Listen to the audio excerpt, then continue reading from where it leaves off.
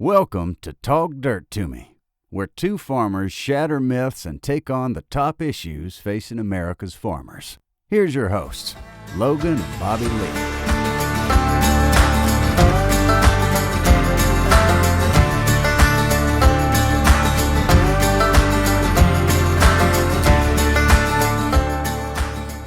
What's up, everybody? Yes, an afternoon edition. It is, man. 3:40. We're keeping it. You just never know when we're going to be out here. It might be 9 o'clock at night. It might be 9 in the morning. Yeah, I got the blind open. You can see a little sunlight coming in there. Got a little natural light in here. Yeah, that's right. A little natural light, a little bush light. Yeah. I was gonna say no. I don't guess we're drinking it. I'm not a big natty light guy. It's kind of like water. My quote cheap beer go-to is the Busch Light. Like that's my just go-to. I like Busch Light just because it's kind of like they're pro farmer. You know, they're really actually. No, this is the hunting can, the outdoor edition. It's not the corn can. But when I was out of town last week, we were in Montana, and you could get Busch Light at almost all the restaurants we went to. Oh, really? Yeah. Well, heck yeah. My normal is Coors Light, though. I'm a Coors Light fan. If I can't like most restaurants around here, they're not gonna have Busch Light on tap or even in the bottle. Coors Light, anything light, just because of my damn diet. But what about Keystone? Oh yeah, Keystone. It's just bottom of the barrel Coors. Yeah, I've had people tell me they're like, it's actually the exact same thing as Coors. They just package it. Yeah, it's the cheap version. Hell, Keystone was badass. Always smooth. America's never bitter beer. That's right. Those are some great commercials. Those were. They need to bring those back. That was the glory days of beer marketing. The bitter beer face. Yeah. Yes. Which I kind of got to thinking, like, I don't know that I've ever. I guess maybe there's some like craft brews that are a little bitter, but I've had some shitty craft beer. Now you're more of a craft beer connoisseur than I am. I used to be, but when I didn't have to watch what I, drank or ate. And now, as much as I love some of those really dark, heavy beers, they got more carbs than I consume. Got to get up to get down. Yeah, the coffee. Yeah. That one's good, and that's a local. Is that Hub? Who is that? This Hub City? No, it's it may be Memphis made. It's one of the Memphis breweries. Yeah. But it's used to. That's one of the things I love about traveling. Is now craft brews are all the rage. Yeah. I would go to Montana. We go to a bar and I'd be like, just surprise me. Bring me something I've never heard of. Yeah. And if I drank 3 beers while we're eating dinner, I'd drink three different beers I'd never heard of. Yeah. Now just boring old light beer for me. Yeah. Well, I'm with you. I mean, I don't drink, when I drink beer, usually now it's going to be Coors Light or, typically I just go to the whiskey. Yeah. I mean, it's, when you're younger, you drink Busch or Bud Heavy and smoke Marlboro Reds, and now it's Busch Light, Marlboro Lights. Marlboro Lights, man. You got to go to the light. Yeah. Well, we want you guys to do a couple of things. First, we need you to hit that like button, hit subscribe. And actually, I need y'all to do something specifically. So I just learned that we're in the range on Spotify. We're constantly gaining new followers all the time. But we're in the lag period between essentially the breaking point. And We're on the precipice of really, being right there with Rogan. Yes. We're like 10 subscribers behind him. We are. We're very close. But no, we actually are pretty damn close to a pretty pivotal number on our Spotify followers. And it'll kind of help us. It'll really engage the exposure a lot if we can hit this number. So we need you to go on Spotify and follow us and subscribe on Spotify. Even if you don't use Spotify, if you are a loyal listener to the show, then we need you to even just download the app and go on there and follow us. You don't ever even have to listen to us on there, even if you're listening somewhere else, but it will help us astronomically. So please do that. Follow us on all the pages and leave us 5-star ratings. Also, if you're watching this on YouTube, first thing, I do apologize. I haven't even sent Bobby Lee, we're 2 episodes behind on the video. The video did not work on the guest episode for some reason. So I don't have it. On the pulses? Yep. Yeah, which actually aired, or we uploaded it last week. Yep. Okay, crap. Yeah, it didn't work. But the previous week, I've got the video. When I got back in town, I checked my Dropbox and I was like, Well, Logan doesn't have me. I forgot to send it to you. Okay. So We'll get them up. We'll get them up. It'll get up, but you will not have video of the Pulses one. And so we probably won't upload a different one because the audio version's already on YouTube. Yeah. On it. But do hit that like button, hit subscribe on here, and comment below. Let us know what you think of the episode. And what else? What else can you do? Agzaga.com. Y'all know them. They are our good friends. They're your good friends too. Yep. Especially if you go there and shop. Fill up that shopping cart, all the good stuff. Again, I mean, heck, this episode's going to drop less than a week from Thanksgiving. The official holiday rush will be on. Yep. All the toys. When you think about Christmas, especially when you're like Logan and I, we got kids that's they're right at that age where they eat that stuff up. Yep. Maybe your niece, your nephew, your grandkid. But lots of other good stuff that make good Christmas gifts. And heck, you just got all the farm supplies that you need year round anyway. Yep. But yeah, Talk Dirt 20. That's a $20 discount off of a $50 minimum order and free shipping. Yep. So can't go wrong. And you got time, order your advent calendars and get those things ready because you still got time to do that.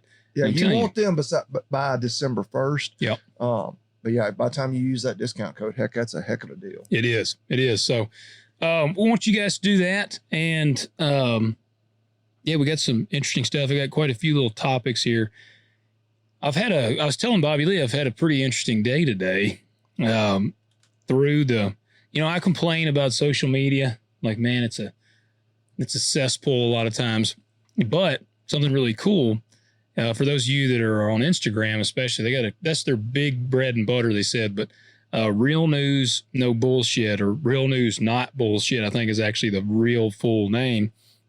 I was on, they're doing a documentary, and they came out and videoed me and interviewed me today. I didn't pull any punches. Hopefully I didn't make an ass of myself. You never know. I'm prone to doing so. But it was really cool. Guys came out from California, and I told them the realities of farming, the numbers, how bad things look, what could hopefully help us out. And then we shot a bunch of non-California compliant weaponry afterwards. Yeah. Let them have a little fun. Yeah, their Instagram, like their handle is Real News, No Bullshit. But yeah, then their actual name is Real News, Not Bullshit. Yeah. Yeah. Just news without an agenda, giving it to you straight.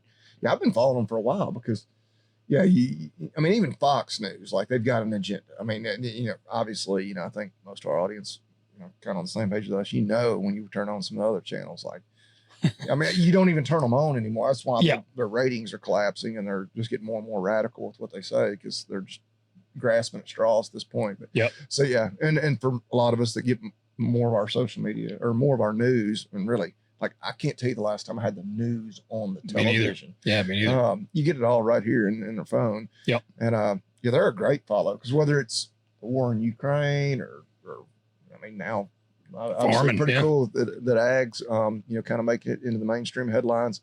I think they're going to talk to Brooke Rollins. I think he said that they had contacted her. I mean, they got 1.6 million followers. They got a big enough platform that I would think they would get the attention of somebody like her. Yeah. Yeah. I mean, and, we had a good time. The guys were really awesome. I told them, I said, man, don't make me look like an asshole. Because I will tell you something funny that I said in there. We covered a lot of ground. They interviewed me for probably 2.5 hours. And the guy told me, or he asked me, we were kind of talking about, he asked me something about the hatred towards farmers. And I said, yeah, man, it's terrible. And I told him, I said, what I wish. Well, it is, but I still think it's the vocal minority. Like, it's in the comment sections online. I hope so, but I even talked to another local farmer. You've never run into a person like in town that's like, you son of a bitch, you're a farmer. No. I mean, you get flipped the bird every now and then when you're driving down the road on a tractor and somebody's pissed off. And then I flip those bastards right back off when they do it. But that's about the only, in real life hatred. Yeah. Most of the time a farmer's going to get, at least around here. We don't have activists that's true. Like marching in the streets. Death to farmers. Or anything. Well, I told him, I said, when I read all those comments, I said, what it makes me want to do is it makes me want to get all the farmers to come together and just unite and say, all right, we just won't grow nothing for 2 years.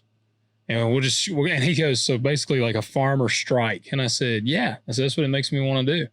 And I said, because then if we do that, I said, they think prices are high right now. I said, clothes, groceries, fuel. I said, everything will skyrocket because there will no longer be an abundance of supply. And he goes, well, what would you say? Like, what if one of those people is listening to this and they say, well, F you?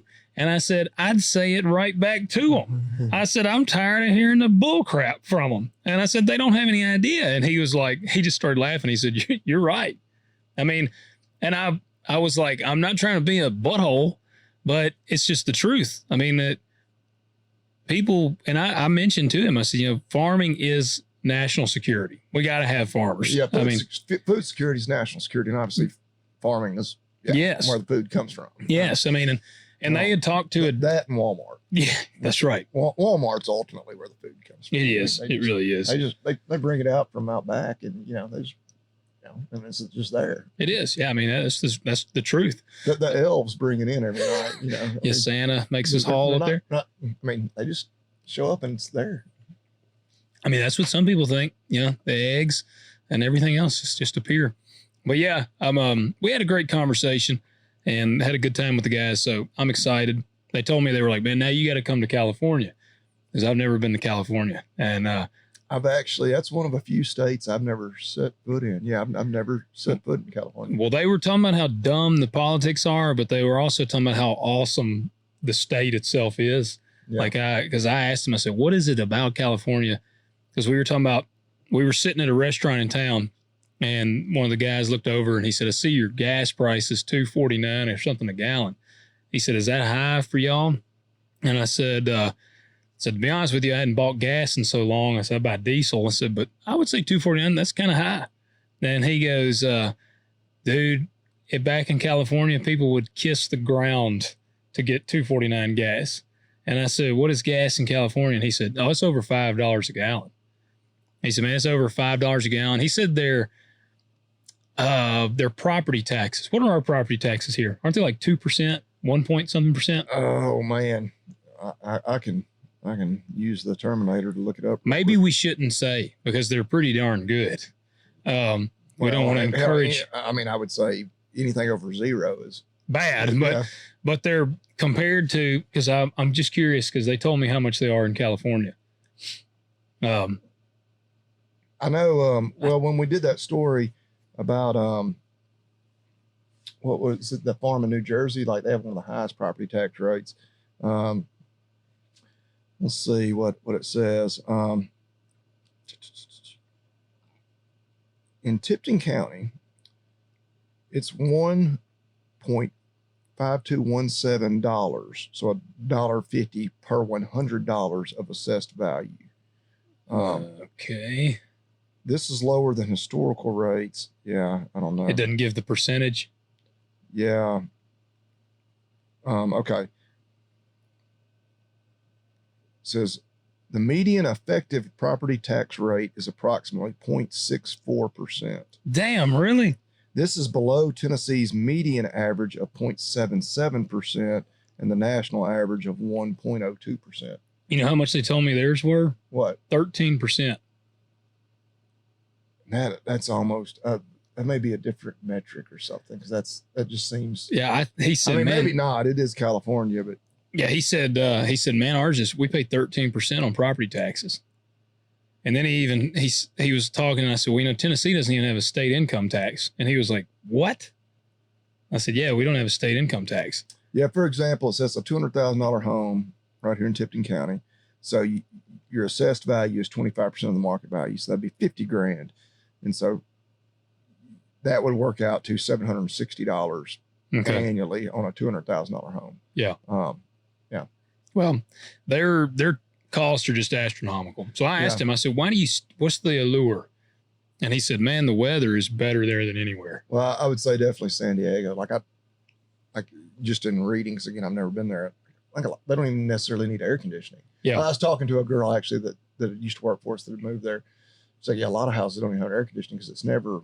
It's like 70 degrees all the time. Yeah, it's, and I don't know if they would need to have heat either. I guess you would, just You think if it gets down to like in the middle of January, if it's getting down like to 50 at night, they get pretty cold in the house. But well, that dude, one of the guys told me, he said where he lives, I think this guy lived in San Diego too, but he said the coolest part for him, he said, I can wake up in the morning and I can go snowboarding in the morning.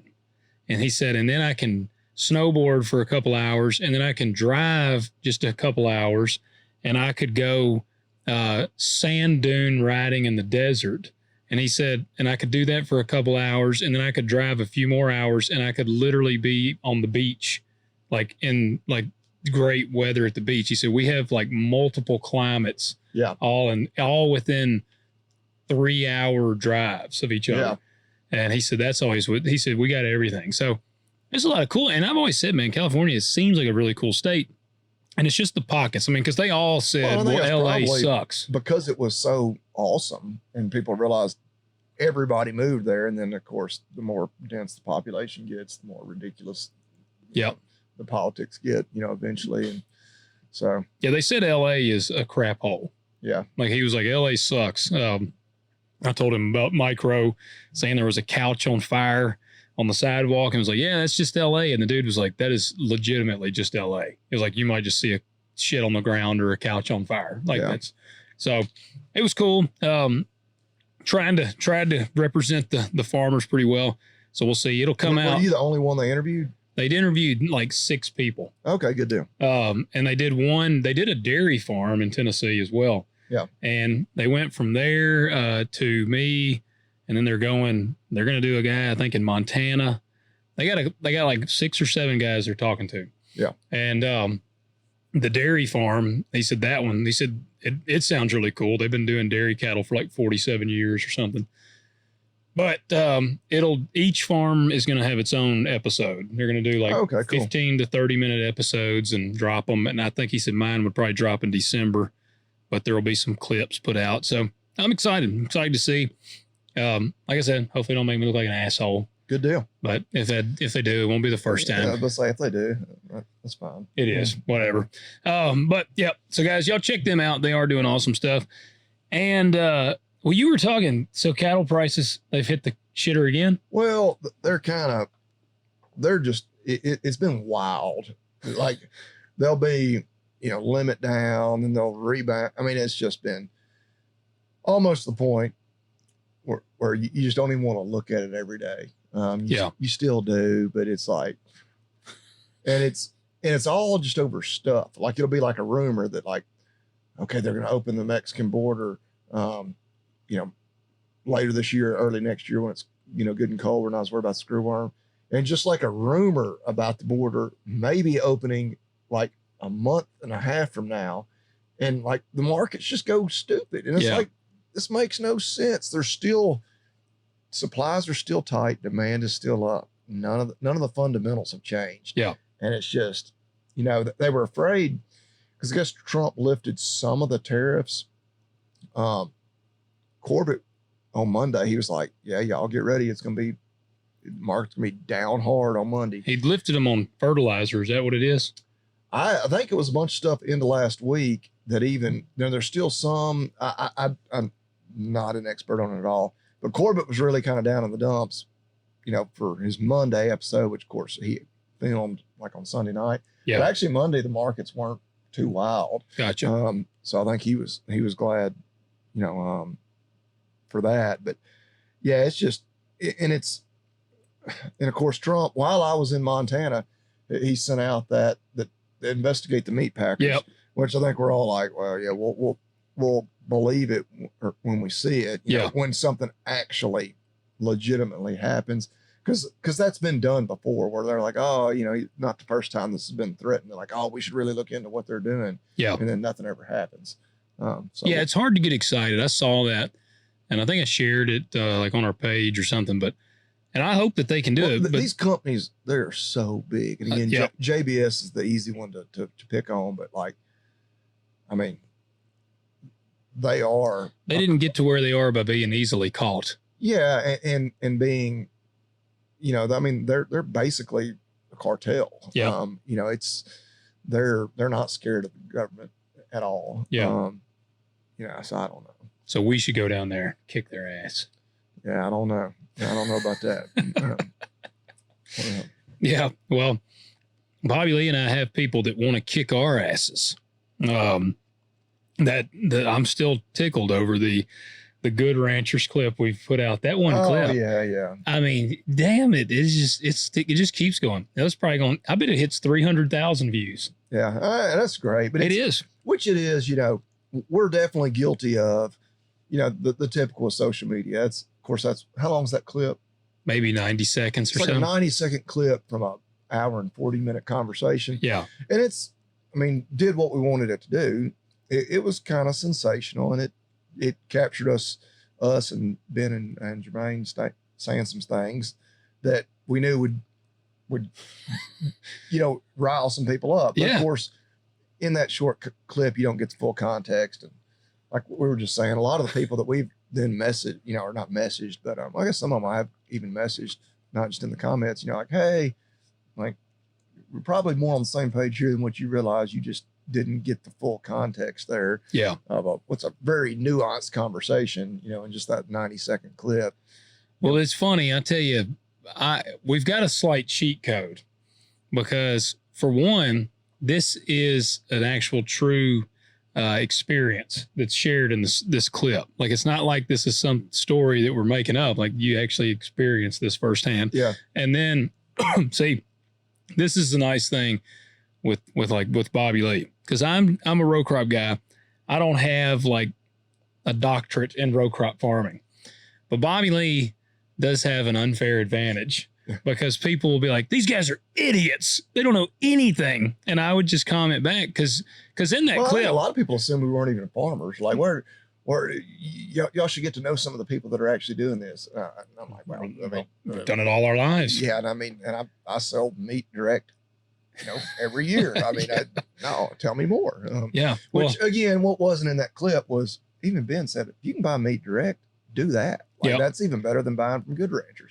And definitely if you're buying like organic, like, we weren't hating on that in the least. Yeah. We want you to just know your source. Yeah. And I'll go further. There's nothing wrong, absolutely nothing wrong with buying at the grocery store. Nothing. But like Ben's point was, when you pay that premium, whatever it is, to buy that organic ground beef, if you're just buying it just at the store, probably don't waste the extra money. Like, just buy the regular stuff, because you have, I guess technically, if you trust the system, it does check the boxes to be organic, but it's probably not a premium beef. Yeah, it may not be exactly what the average consumer is picturing in their mind when they're sitting there and they get that warm, fuzzy feeling in their stomach when they see that, oh, I'm paying $2 extra a pound because it's organic. Yep. And like, is it any more wholesome, nutritious, safe? Like, no. And I've pulled the card several times. Not necessarily. I would say. I tell Bobby Lee, or I always just pull the card when someone says we're dumb, because I'm fortunate in this clip. I'm in it for like 3 seconds. So I don't have to, like, I kind of just get to go in there and I'm like, because they'll be like, these guys are idiots. And I said, are you a licensed veterinarian? Like, I pulled that card on several people. They'll be like, these guys don't know anything. And I said this to one. I said, are you a licensed veterinarian? And I responded from our Talk Dirt to Me page. And this chick is who I was back and forth with. She goes, are you, with a laughing emoji? I guess she thought she had me. And so I wrote back and I was like, actually, Bobby Lee, the co-host of the show, is a licensed veterinarian. So then I said, so again, are you? And I don't think they ever wrote back. And I even sent the meme of like the Simpsons, like pointing and laughing. Yeah. Bobby Lee is better at, we've always said this. The more I think about it, the lethal weapon is like the perfect description of us, because you definitely have kind of the Danny Glover composure and the diplomatic approach. And you've had some good snarky responses to some people. But then like I had a guy the other day that just kept going. And I finally just said, just bring your ass to Munford, Tennessee, and we'll talk about it. And he was like, I feel like this is just a tough guy thing, whatever. And I was like, just come here and find out. Like, I finally just got mad. I'm like, come here and one of us is going to get our ass kicked. But like, I'm just tired of this back and forth. So Bobby Lee is definitely much better at the more composed discussion. Yeah. I'm just finally like, man, just bring your ass here. because I get frustrated because it's like anybody can be a bad dude online. And you know, like the whole like, yeah, I'm a doctor and you're a regular person kind of thing. Like before, you know, you get out of school and, you know, you're like, oh man, I can't wait to, like, no, never once in my 16 and a half years since I graduated have I been like corrected somebody when they call me Mr. or Yes. anything. Like the Monopoly guy on Ace Ventura. You're like, yes, you got your monocle and, you know, laughing like that. That's Bobby Lee. I mean, you don't, I mean, it takes somebody being a super douchebag before I'm like, you know, going to even think about doing that. And I don't, again, especially not in real life, I've ever been like, listen here, I'm refer to me as doctor. Like, no, I don't, I mean, but you got to admit, it gives you an upper hand. well, and I like, you know, especially like in something like that, like let people assume we're dumbasses. Yeah. And then, you know, and then you just kill them with facts. That's like the dude, the one that we were talking about, they messaged us and, yeah, I've actually had good conversations on them. And like, yeah, like I think actually, you know, we found common ground. Oh yeah. Yeah. I got this one person that I talked to, they were like, all right, well, I'm going to go listen to the episode.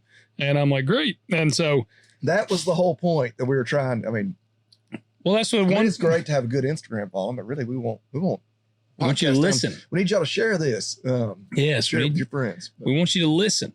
So let me see here. I got a few topics too, but so y'all got done with harvest. We finished harvest. We haven't, because we had kind of a weird recording schedule, like our episode that dropped last week. We actually recorded a few weeks ago because knew I was going out of town, but y'all got harvest all wrapped up. We finished up last week. So you're on your like 4-month vacation right now. Yeah.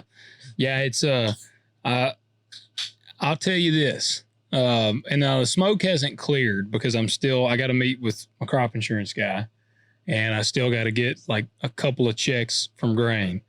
But right now, what I'm roughly guessing is we potentially doubled our losses from last year. Like it's I talked to several guys and I'm like, I'm thinking this year was even worse than last year. Because twice as bad as last year, potentially twice as bad as last year. Damn. And that's why I told those guys today, I said, I hate to say it, but I said, we need a payment. Like, I hate to say it. And we need a payment now. And then we need markets or something for next year. And I talked to one of our buddies around here that we got that farms, and they do some cotton. And, you know, Bobby Lee and I, we always talk about diversification and we're believers in diversifying. But the problem is it's a process to diversify. Like for me to be like, all right, I'm going to diversify with cattle. Well, I got to have fences. I got to have water. I got to have pasture. Like I got to have all these things. And then also like my buddy I was talking to, he said, we have people that keep telling us, well, you guys got to diversify. And he said, I got 2 cotton pickers. I was like, what am I supposed to do with those? I can't pick tomatoes with the cotton pickers. Yeah. And those cotton pickers are not worth anything now. Yeah. But they probably paid, they got 2 of them. They probably got well over $1 million tied up in them. Well over it. And they're not even, he said realistically, he'd be lucky if they could get half that amount back. Like the value, because cotton is right. Nobody else is looking to grow it either. No, cotton is really bad. So cotton's tough because you got, I mean, obviously your harvest equipment is, I mean, horrible. It is, and it is, you use it for nothing else. Nothing else. You can, that's the great thing about a combine. If I were to get into canola, never grown canola before, don't have any growing this year, but say I get into it, well, I can harvest it with my combine. Oh yeah, there's all. I can harvest sunflowers, seeds. Oh yeah, you think about just corn and soybeans, but I mean, yeah, I guess pretty much any of your grain crops. We talked to the pulses guy. We could harvest peas and everything else. Yeah, milo, wheat, cocaine. Just stuff can you? I don't know. I figured that being a high value crop, but I bet most of I bet you got to have some hands on for that one. Might. Let me see if I can get on YouTube and like find a documentary showing the process. Yeah, I bet that would land me on a watch list. We need to if you're really researching the whole cultivation and harvest of the coca plant. Well, we really need to probably get educated on the matter since we have to speak about cocaine so often. because we're like basically the cocaine farmers apparently. So Yeah. we need to get that. Going. If that was true, you probably wouldn't be looking at the losses that you are. I know. Yeah, cocaine would probably be good diversification. I feel like it'd be kind of cool, like action packed. I would dare say if you got pretty deep into it, you probably wouldn't need to be diversified. Other than just as a cover. It'd keep me covered, yeah. Like they're like, where'd you get that Ferrari? I'll be like, well, we just had a good crops this year. The yields were great on beans. Yeah. It just, I needed to write off a little money. And I feel like I get to have the conversation with somebody. I'd be like, don't you ever break my balls. Nobody breaks my balls. That's what I would tell them. Yeah. You know the reference? I don't. Scarface, man. Scarface reference. He tells Tony, he says, Tony, don't break my balls. Nobody breaks my balls or something like that. We got a couple of emails I want to read real quick. And this comes in from Nick. Nick said, hey guys, just a follow up to my email about my calf raising operation. So it's I think this is a dude we told him to write back into us. He said, we purchase all of our calves and grow them out to about 250 to 300 pounds. It is about a 12 to 15 week turn time. Currently, we are paying anywhere between $800 and $1,500 a head. So buying bottle calves off dairies. That's what it sounds like. Yep. We pick up calves every Saturday morning from 4 dairies within a 45-minute radius. Man, I wish we had some dairies around here. That'd be awesome. He said we may not be the highest paying around, but we pride ourselves on showing up every week and taking all of the calves that the dairy has. Sometimes the calves are not always great, but we take them and work with them. Our buyers are all smaller beef producers. Most of my buyers take around 20 calves at a time. We have a great relationship with our buyers and let them choose whatever animals they want. We don't sell junk. Any calf that has needed more than 2 respiratory treatments are culled through a local sale barn. This doesn't necessarily give me the best reputation at the sales barn, but we are okay with that because we don't rely on the barn for our majority of sales, only culls. We raise every calf in a hutch, not the best for us, but grow some of the best calves from my experience. Hopefully this gives some more insights into our lives here in West Central Minnesota. Nick, we appreciate you writing in. That's pretty cool. I mean, they're running let's see, we purchased all our calves. I wish he didn't say the number.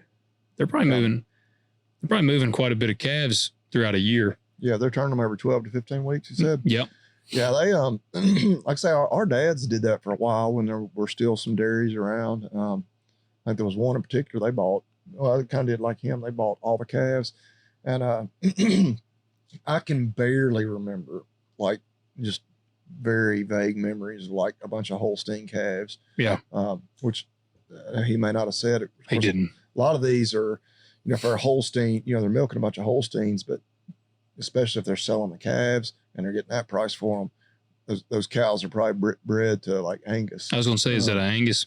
Or they're breeding them to crossing them with a beef bull, beef semen. That way they're getting a solid black calf that's, 50% of a beef breed.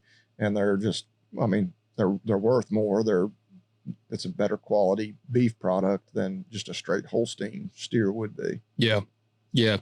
When he says here we're raising them in a hutch, what does he mean? They're little like, well, they call them calf hutches, but it looks like a little dog house, basically. Like Gotcha. Little calf house. I think they're usually like plastic. But that way they're individually housed. Okay. They got like a little pen usually attached to them. So I gotcha. But especially like obviously in Minnesota, they appreciate being able to get in and out of the weather. I'll say with the weather. Yeah. That's pretty cool.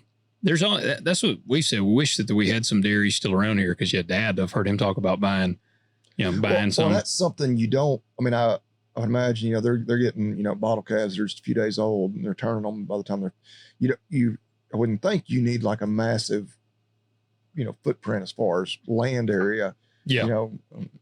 And, we don't know how many calves. So I'm sure it's probably covers several acres, but they're essentially in confinement. Yeah. And they're feeding them, just milk replacer.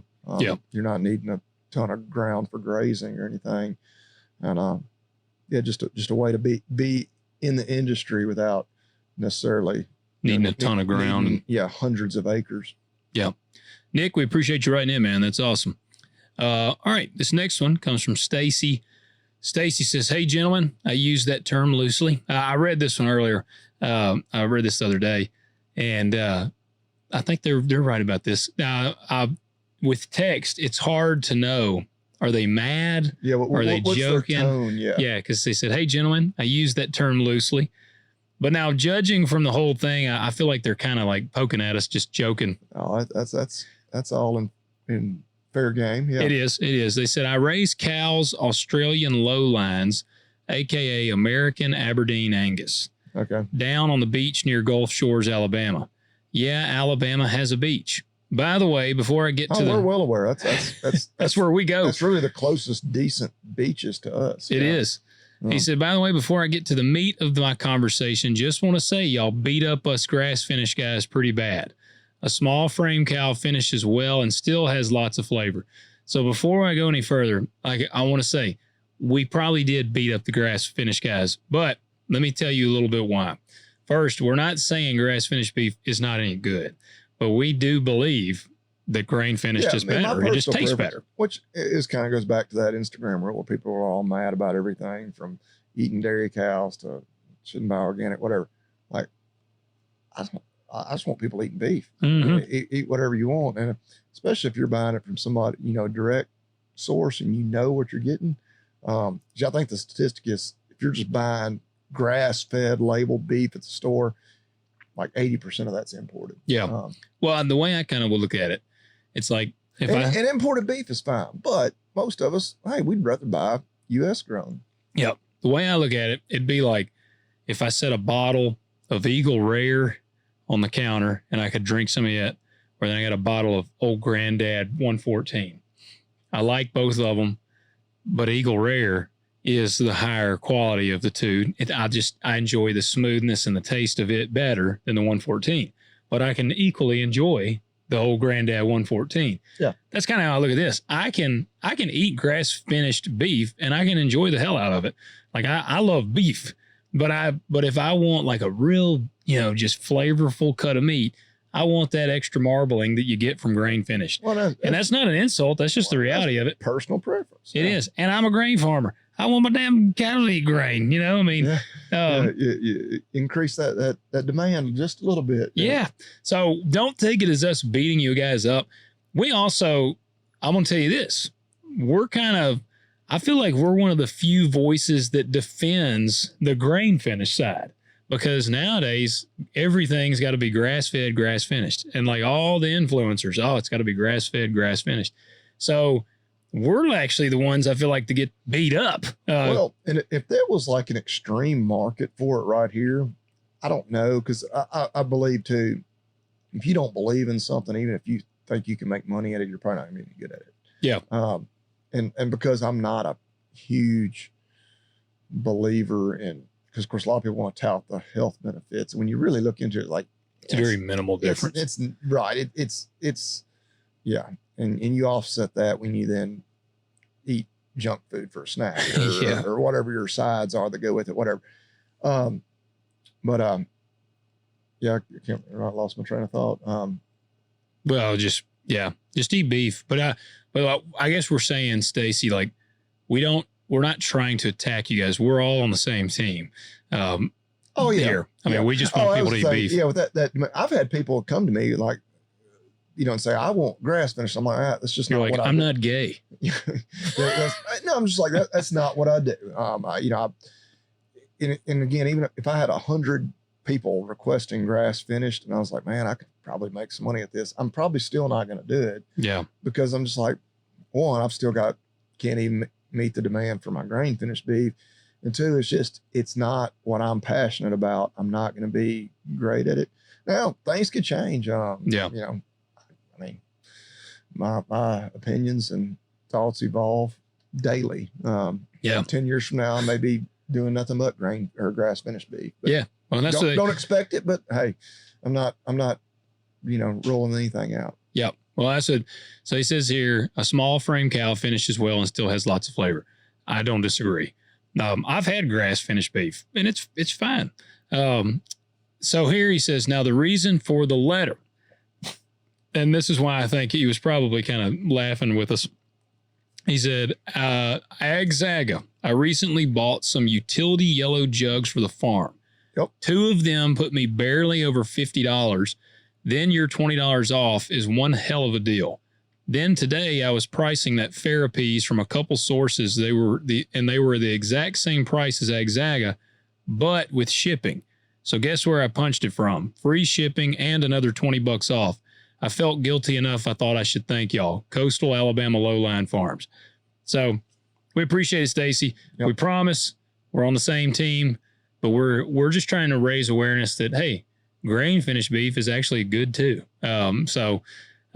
We're not trying to attack you, but we do appreciate you writing in, and we're glad you enjoy that code. It is a badass code, and Agzaga, they got great stuff. So, all right, got one more here. This comes from Kyle. This is Kyle Hanks. He's our cousin from the north. He said, me again, your cousin from the north, talked with my local FSA about equip fence and come to the conclusion that they were not interested. So I'm building it myself, planning to fence off about 16 acres. What's everyone's thoughts on post spacing and what size and type of post is best for grazing 10 or 12 steers on 16 acres? Thanks again. Appreciate you, Kyle. I was trying to think, as far as spacing, I'd say, what is it, probably 8 feet? Because I remember we'd lay a post and like.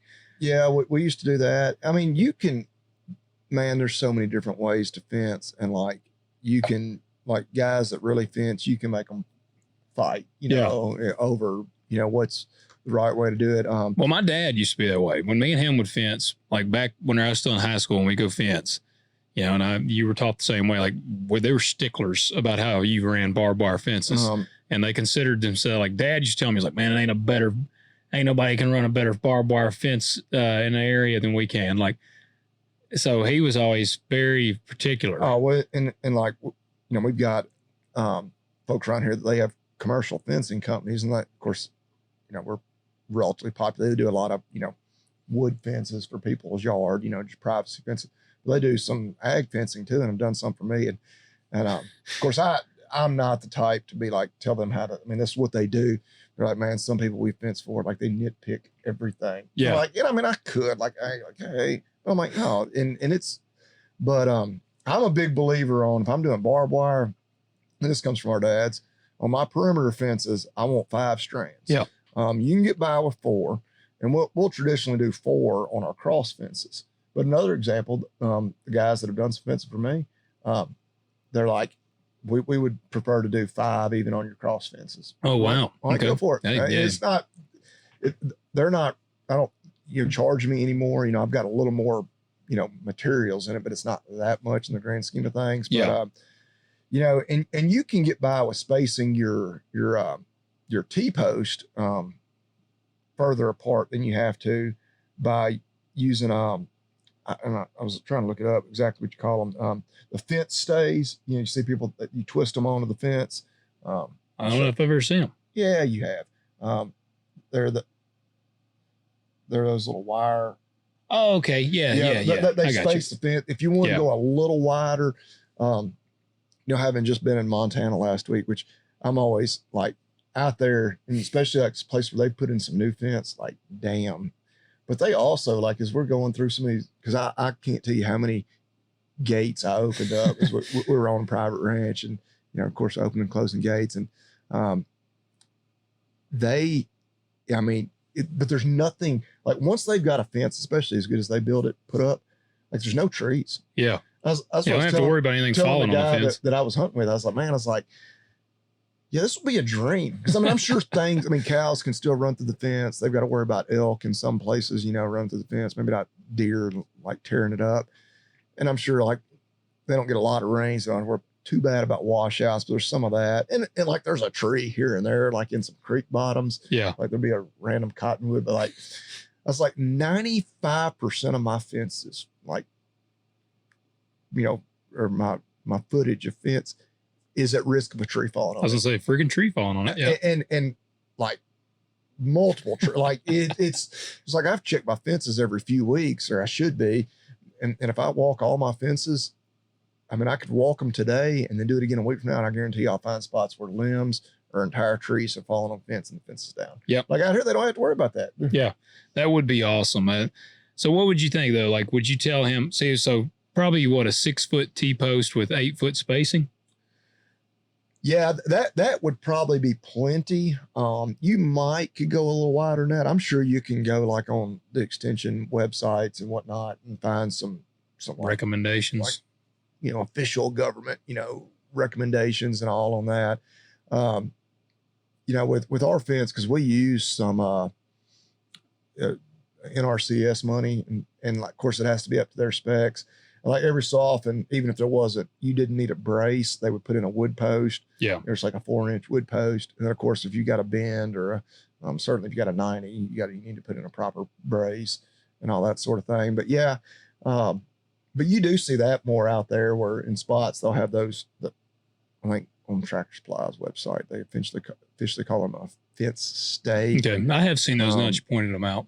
I've used those here and there in some spots where, I'm kind of rigging something together, but yeah. All right. Well, there you go, man. Well, you don't, because you do go by some places and you can tell like, okay, these people didn't know what they were doing. Yeah. Their posts are way too far apart. But you don't want to be that guy. You don't want us driving by judging you. No. Yeah. Cause I'll tell you, even, but the biggest one's when you see somebody that's, they got them 3 acres, whatever, they're going to fence it in, put some couple cows or a horse and goats, whatever out there. And like their braces are just like so half-assed. And you're just like, oh Lord, I just want to stop and just help them. Yes. Just tell them like, hey, they tried. I don't have time, but if I'm free one Saturday afternoon, like just going to stop by one day. Stop by. We're going to tear all this out and redo it. Yeah. I hear you, man. Well, I have judged people's fencing. Like just growing up the way we did. I mean, running fences and stuff. Like I haven't run a whole lot of barbed wire in several years, but we used to run a lot of barbed wire. Hell, that used to be the summer job. We'd go around freaking barbed wire fences and it sucked, but I also learned how to run fences really well. And so, yeah, I've been to places before and I find myself judging people's fences. I won't say I enjoy it, but when I'm building judging people's fences? Well, maybe. But when I'm building a new fence, like an entirely new fence, like I do get a lot of satisfaction because most of my fencing is patching. Yeah. Because thankfully all my places are totally fenced at this point, but always in need of repairs. And when you're patching, oh Lord, it's always, well, like when I'm doing it for YouTube, I'm like, yeah, I'm almost embarrassed to show what kind of, but I was like, but I believe the cows can't get out. It's definitely kind of some redneck engineering here. The over there at our grandparents' place, I got 4 cows in that little pasture right there. Yeah. It's kind of used to be like our bull pasture, and I got 4 cows over there, and those fences are ancient. And every year they'll like get out, and I just go over there and I just patch them. There's spots over there. I bet there's 12 strands of barbed wire. Oh, I've got some spots. Yeah. And like if you try to bend some of it, it just snaps. Oh yeah. Once that wire gets all rusted, that's what I was talking, the guy that does some fencing for us. He's like, we can even go around where you've got existing fence and just, it's maybe a perimeter fence where you've already got the original 5 wires and, where you patched it. We'll just run like 4 new strands. Yeah. Just because that new wire, one, it's more visible because it's still, shiny and galvanized. 2, like, I don't know, a 4-inch limb falls and hits that rusty wire, it may break, all of them. Oh yeah. Where when it hits that brand new wire, it'll just bounce off. Or hell, I like to leave the old because it's like, hell, that's just more shit they got to try to get through. There's places. There's part of that farm, and it's actually just a cross fence that I don't even really use anymore. I'd have to look at it tomorrow when I drive in. It's got like 15 wires. I look at that all the time and I'm like, by God, I don't know what they were fencing in or what they were trying to fence Squirrels. out. They're like, man, we're tired of these damn squirrels. I don't want to ever encounter whatever animal they were worried about when it came to this, because it looks relatively the same age. Like it was. Oh, wow. So it was done at like about the same time. But our same buddy that does a lot of fencing, which he's kind of a character. He said, yeah. He said, how to, which you may appreciate this, having had goats. He's like, you know how to tell if you got a fence fixed and if it's good enough to hold goats? He's like, pick you up a handful of sand and throw it at the fence.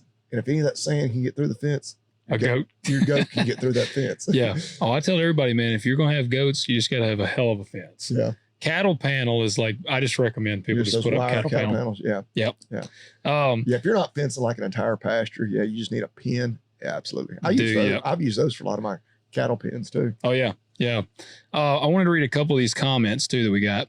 This one comes, this was on episode 211. Both of these actually come from episode 211, which is our, what happened to the American Spirit one we did, tool talk and all that.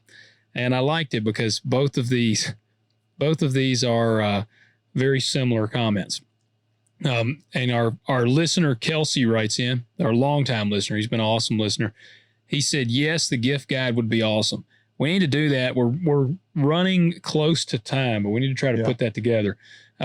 We do need to put together a Talk Dirt to Me, like official gift guide.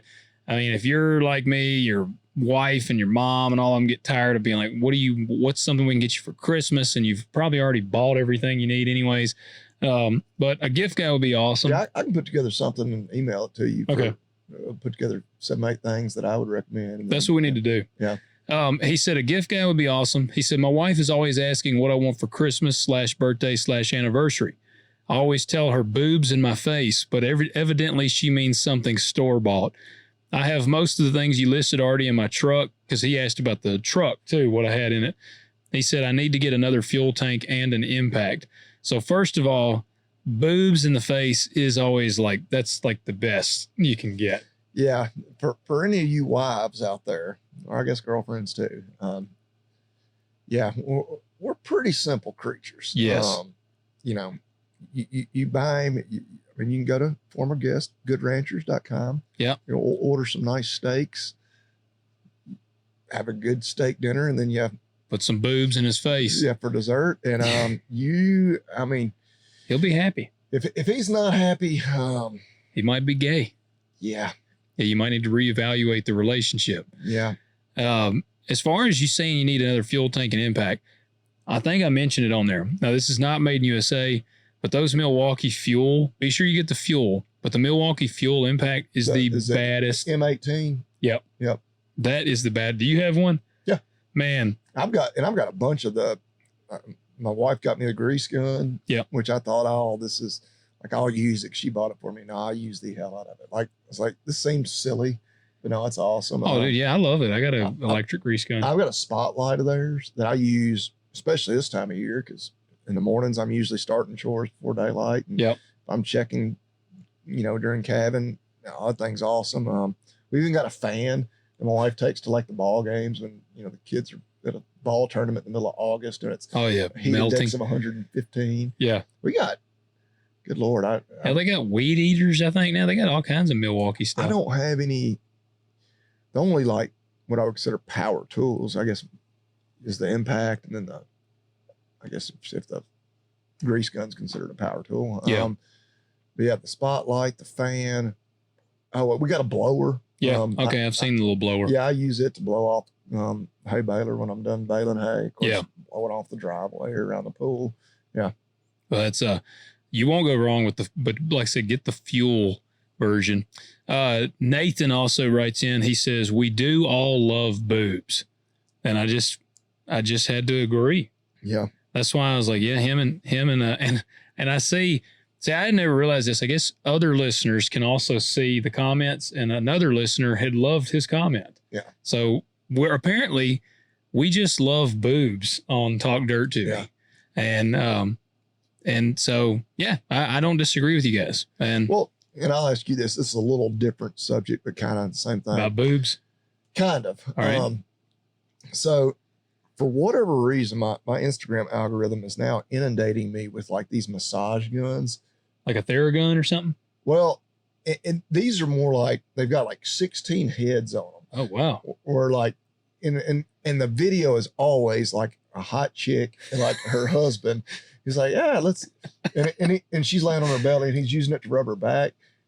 And I'm like, my wife likes a good back rub and I like giving her back rubs. Yeah. Yeah. We all know why. Oh yeah. And I'm like, would it be out of bounds for me to buy her one of those back rubbing machines, basically massage for Christmas? You might put yourself out of business. Well, because she would, I'm sure, enjoy getting the back rub with it, but she knows that ultimately where it's going. Yeah, like I'm getting her that so that I can get my gift in return. Yeah. So for our lady listeners out there, I mean, we obviously know you don't buy your wife a vacuum cleaner. Yeah. Yeah, you don't buy her anything like that. It's totally out of bounds. Even though my wife does have some really fancy, nice vacuum that I think she really appreciates. Yeah. But I didn't buy it for her as a gift.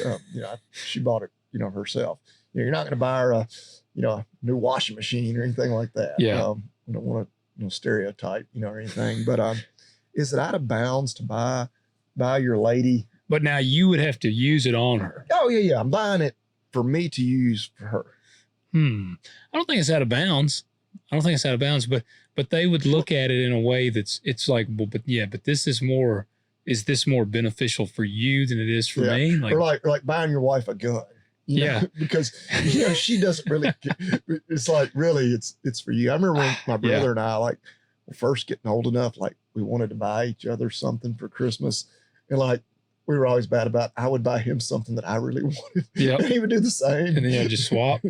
Or we'd be it'd be something we could both play with, but I wanted to play with it more than he probably even appreciated it. Yeah. So. Yeah, I don't know. That's hard to say. I mean, it's like buying your wife super sexy lingerie. Is that it's cool. Really, it's a gift you're buying for yourself. Oh yeah, it's for her. When I've bought Marcy stuff like that, I think she fully is aware that this is not for her. You bought it for you. Yes. Yeah. So you better get her something else too. Yeah. If you're going to get her something like that, I feel like you need to throw something else in the mix. You need to buy the generic, buy some jewelry. You need to, you need to buy her some sexy lingerie with the back rubber. That's what you need to get her. Yeah, I think that would totally. She's like, all right, where's the actual stuff that's for me? Yeah.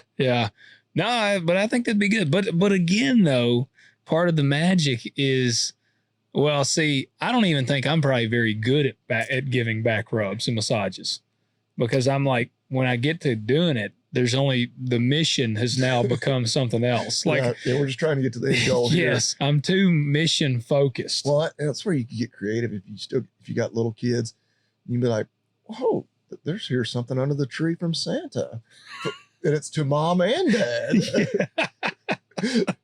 This is a gift to both. And they're like, "What is a magic wand? What is this thing?" Well, you might not want to go that. It's it's a massager. Yeah, hey, this is. Yeah. That's what that is. It's a massager. Yeah. Yeah. That was the origin of it. It was for just massaging. And then it went in the direction that it did. And whoever makes it, I don't remember who the brand is of Magic Wand. I'm not, But they, because there was some big story on the internet talking about the brand even tried to kind of distance themselves at first, because it comes out and it's this is a bad to the bone back massager, and people start putting it on their beavers, and and they're like, whoa, and it's just dominating the sex toy market suddenly. So the company, from my understanding, tried to back up from it, but now I think they finally realized I think they've just accepted it. Literally opened my Instagram. I had to scroll one post down before I got hit with one of the ads. Oh, that's one of them right there. Dang, those are crazy looking. Yeah. Not the magic wand. This is from Bobby Lee's, the back massager thing he's talking about. Yeah. I have not seen that. Yeah. Yeah. Well, guys, get your wife a back massager. Hell, get her a magic wand for Christmas. Well, we don't care. I don't think it's made in USA, but I did want to look. Yeah, our phones definitely listen to us, because now I just scroll down and now here's a post and it's an ad or whatever. I don't follow this account. It's adult married couple advice for Christmas. Easiest guide for ladies, to what get your man. So yeah. Just now, that quickly. Yeah. Yeah. Literally. What if it was a magic wand commercial? Because we've been, well, let me keep scrolling. I might get to it. But yeah, we're literally talking about gift guides, and it's a gift guide for ladies for their man. Well, we're going to try to put together one for the dudes. And we got some women. We got some great women listeners on here. I've always said that the women that listen to our show are the most badass of women. Yeah. They're the most badass. And, all right, there was a few little things here that I did want to touch on. You talked about y'all's prices. There, the USDA put out a report or something basically talking about how much surplus of corn we have. So from my understanding, it kind of drove the corn prices down again on us. The USDA's market report historically kicks our ass every time. Yeah. Like that, the guys today were asking me about that stuff, and I said every time they release a report, it tanks our prices. I can't think of like a single time that the report has come out and all of a sudden it's like a jump and they give us good news. It sometimes feels like the USDA is just trying to kick us in the balls. Well, and I think I certainly know like the perspective of farmers is, and I would love to know historically, and it probably look back at this because they give like estimates. When do they come out with their first crop estimate? Like midsummer, something like that. Like yeah. Look, predicting what that current crop. And you is always brace for impact because it always, in the farmer's perspective is always they overestimate what the yield's going to be. Yeah, they're saying the supply is going to be through the roof, when in reality, and I wonder. Again, there should be data out there for this, like how often they are actually right. And then when they're wrong, like, is it significantly wrong, or is it just farmers complaining, or are they really that far off most of the time? I think they're, a lot of times they're fairly close, but there's been a few times where I think they've been, if they said average bushels were going to be 188, or corn's going to average 188 bushels. And then they end up coming out to like 185 or something. That makes a big difference in the grand scheme. Oh, it's the same thing. Like, I listen to Corbett every morning, you have the cattle on feed report. Yep. And when that comes out, it's always about, and then really it comes down to what are the analysts that are predicting what it's going to say. Yep. And if it's pretty much spot on with what the analyst had already predicted, then the markets don't really react. Yeah. But if the analysts were way off one way or the other, it'll wildly impact the market there for a few days. Yep. Well, this is interesting. When I was just talking about the corn surplus too, this says ag bankers are expecting to 58% of borrowers expect to stay profitable. So that's pretty bad. Ag bankers are sounding the alarm. It says about 2026 finances with only 58% of borrowers. So, I mean, literally you could say 42% of farmers are not going to positively cash flow. Yeah.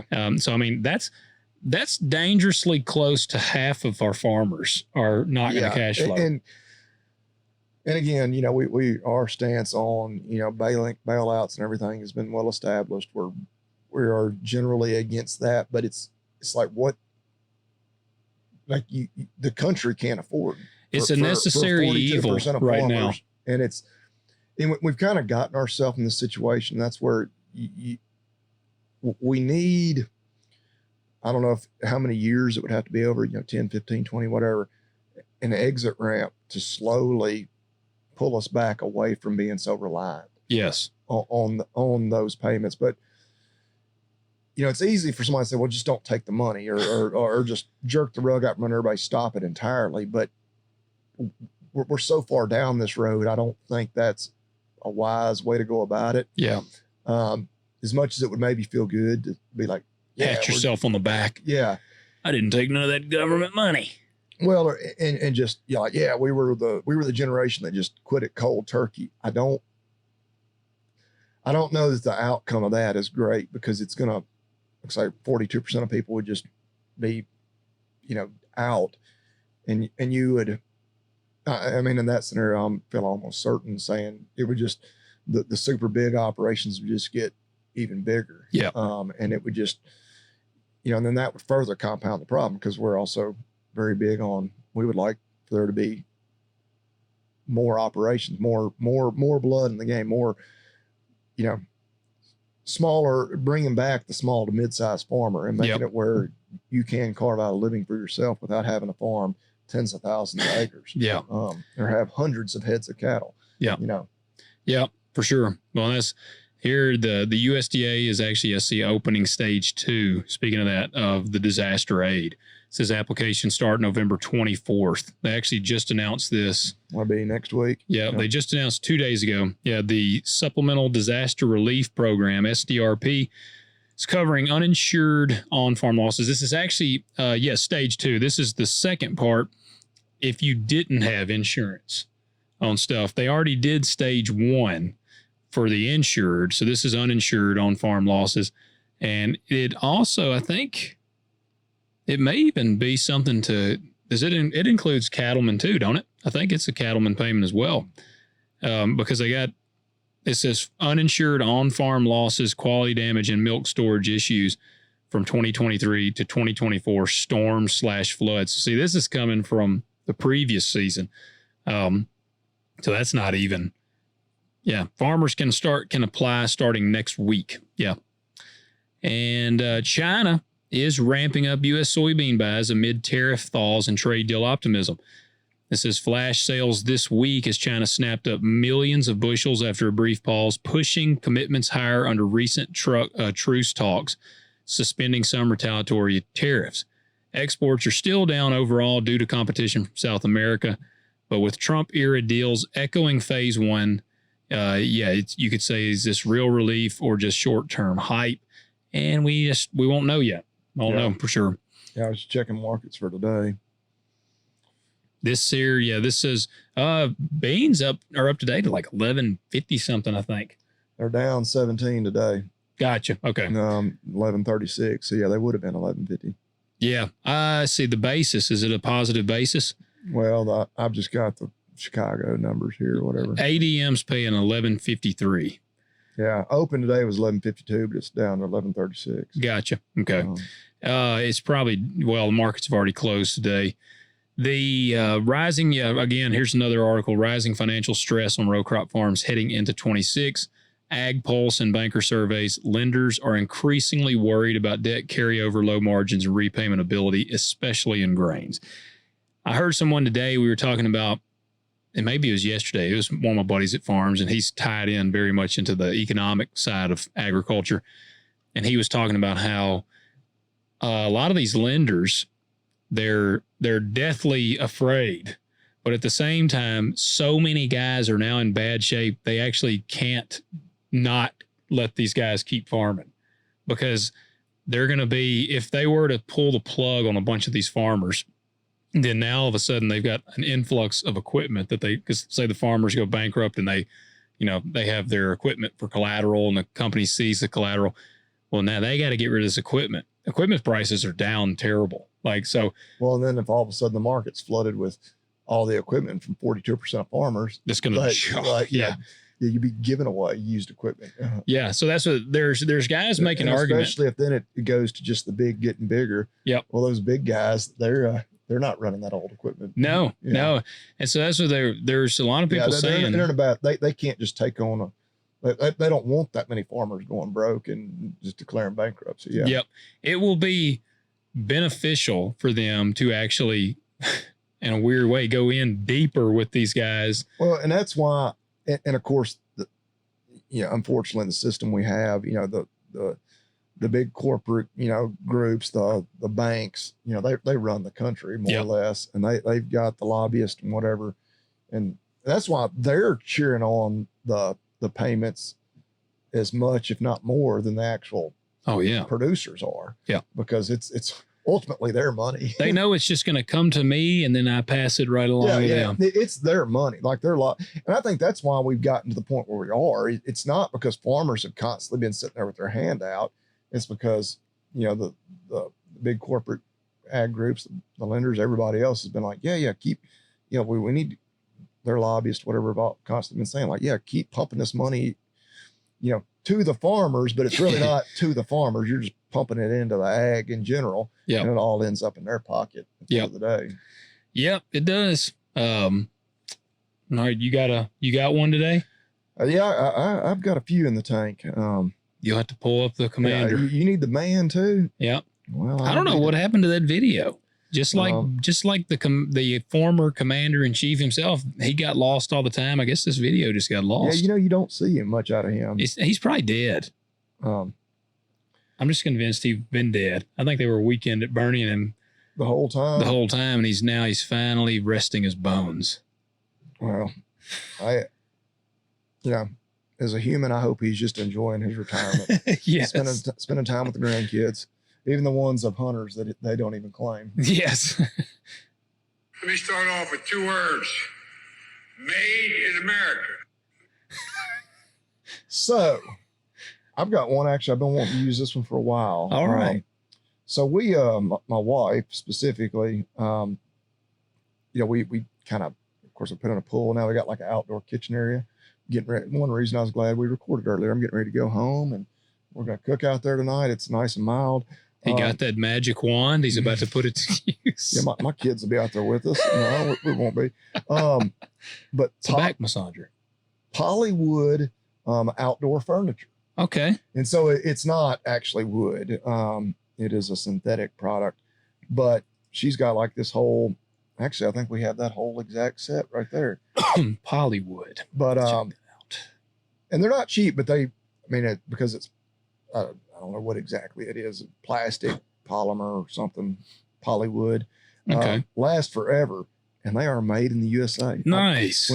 Because we got like a kind of a bar, tabletop area, and we were waiting to get more of the chairs in, and I was unpackaging one that arrived one day. I was like, I'll be damned, made in the USA. She's like, yeah, that's why I'm bought it. I was like, well, I was like, we're gonna sponsored by the queen bitch herself, Martha Stewart. Martha Stewart, the gangster. Yeah. Her and Snoop Dogg are good buddies. They are. Hey, she's a baller, man. What was it? Tax evasion? Isn't that what got her? I don't remember what it was. I'll put it in the Terminator, but yeah, which that make me like her just a little more. I was gonna say, man, her and Wesley Snipes need to become cronies. That's awesome. Yeah, Polywood. Oh, check that out. We actually need some furniture on the back porch at our house, and we're looking, and I'm gonna check that out. Polywood. Yeah, just Polywood.com. Polywood. Was it tax evasion? No, it was stock trading stuff. She says she sold nearly 4,000 shares of some stock the day before the FDA announced it had rejected it as a new cancer drug. So she had invested. She had done some insider trading. Like she had insider information that the FDA is going to reject this. The stock's going to plummet. So she sold it all the day before. So that turd head actually she just knew more than me and you. Yeah, she was cheating the system. So. Yeah. All right, guys, we need you to do a couple things real quick.